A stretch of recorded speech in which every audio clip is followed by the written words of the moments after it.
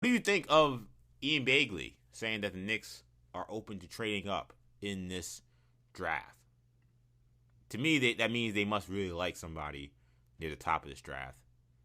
I would surmise that person would be Jaden Ivey. Sign with CAA.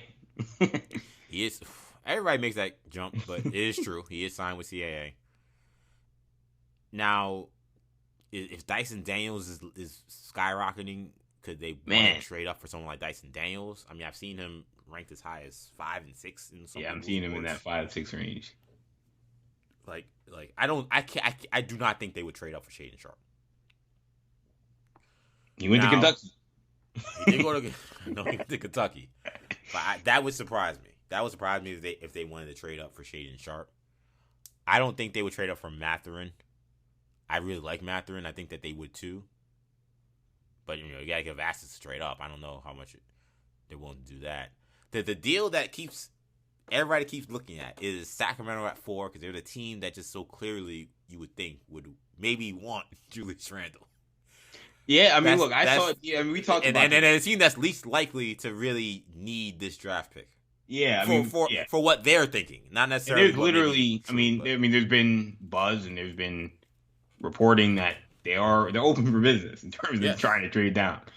And I mean, I saw a trade idea, and because I've thrown out the idea, I was like, I mean, they could do the Randall thing, but Randall and Sabonis doesn't sound great. But I saw one that said, the Atlanta Hawks trading John Collins to Sacramento for the fourth pick, and try to trade down. And I was like, what? I mean, this is no different. I mean, it's the same problems. I mean, right. Randall, you could argue John Collins. You can have your debate. Who's Yeah, better, John Collins Collins? probably. A better. I think he has more value. He's more I takeable. mean, he's a better defender. I mean, it's weird. Neither of those guys I want on my team. To be All right, honest, that's what I'm saying. I, I They both have baggage. yeah, Collins is probably a better fit. 'Cause he's a better athlete next to that's what I was Sabonis. thinking. That's what I was gonna say. Yeah, Like better defender, you know. But yeah, it's just weird because Collins, he seemed to be looking for an opportunity to kind of do more offensively, right. which I totally get why Atlanta's like, we don't need you to do that.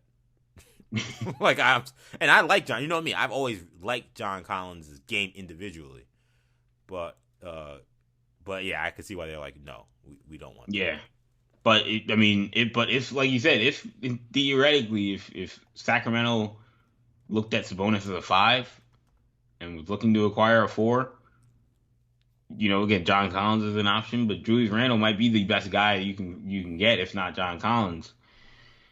And then you don't have to go as far back. I mean, where is Atlanta? I mean, they made the playoffs, so you're going outside of the lottery, whereas the Knicks are right there. Yeah, Knicks are at 11, so that's Are not at as 11. not You're as still bad. going to be in range if you're trading down to get a player in this draft that you may really like and could actually help you. So, I've learned in draft stuff, Kendall, that like looking at who the coaches can be very overrated. right. I think we learned that through history, but looking at Mike Brown as their head coach, I can't imagine why he'd want Randall or definitely Randall, but he Randall or John Collins in a front court with Sabonis. Like Right. Yeah, I mean, he's been a defensive coach. He's been a guy that has had rim protectors in the past. Like that just doesn't sound like that something. just sounds like a nightmare for him. For like what he now, if you were telling me this was Mike D'Antoni, I could see him saying, "Oh yeah, give me all the offensive players I can Yeah, get, he can make it work. all the athletes I can get. I can make it work." Brown, I don't know, but again, this might not matter. He may Like still be able to get his rim protector at 11. as Mark yeah, Williams, it could be Mark Jalen Williams. Durant, Yeah, that's true. and Walker then Kessler.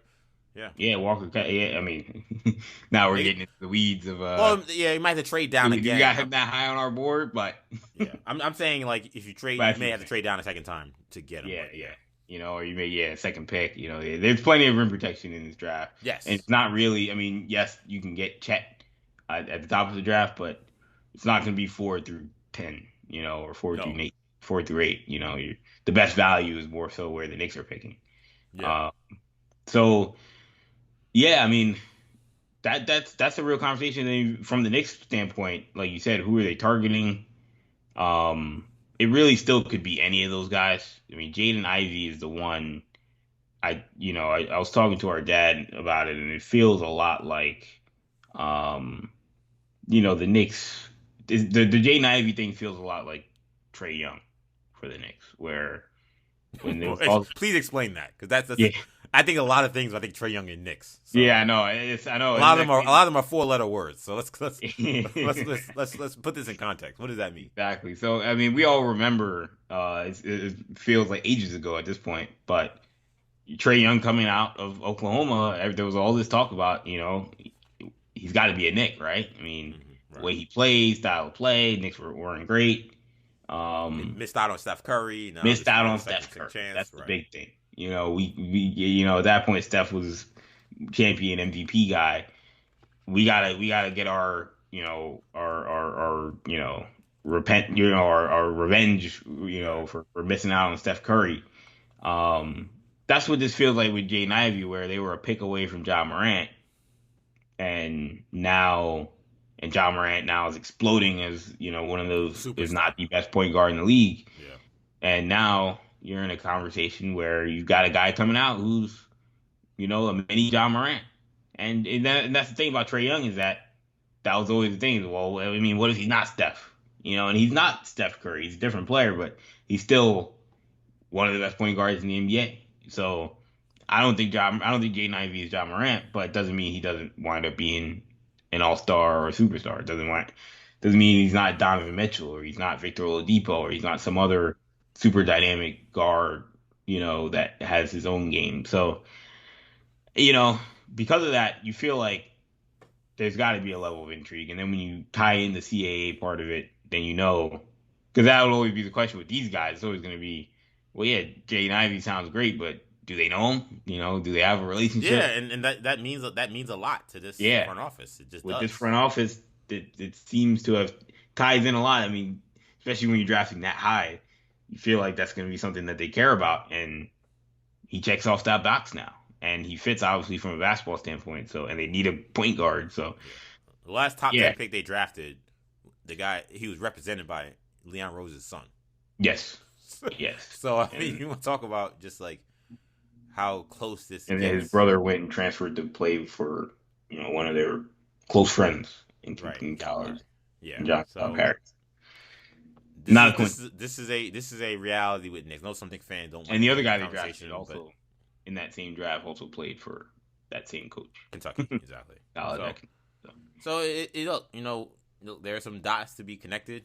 I think it is fascinating that I did see. and it's interesting that Bagley's report said that it's the impression from other teams, not from the Knicks. The Knicks don't say Yeah. anything. Now I will say, you just not to be the pour cold water on the story, but It's draft season, so it's draft season, and honestly, like that's what teams will say. If you ask any GM, what are you open to? Are you open to trading up? It's like, yeah. I mean, yeah, we're open to trading up. We're open to trading down. We're open to keeping the pick. I mean, you're not gonna close yourself off to any ideas necessarily, yeah, but because you might you might be able to fleece a team, right, exactly. You never know. What happens on draft night in terms of crazy offers. So, um, I'm assuming we have to assume just for the sake of the conversation that this is legit or this is real and it's not just team speak. It's not GM speak, but that is something a lot of teams will say. Well, they were at Jaden Ivey's pro day, the CAA pro day, so Are you sure that wasn't the family barbecue? We're at? Um, what I what I will say is, and they also AJ Griffin. They were also been connected to is also a CAA guy. yes, and I Um, believe Tibbs. I got told Dad. I think Adrian Griffin. I think was on Tibbs' staff in Chicago. yeah, in Chicago, that sounds about right. Yeah,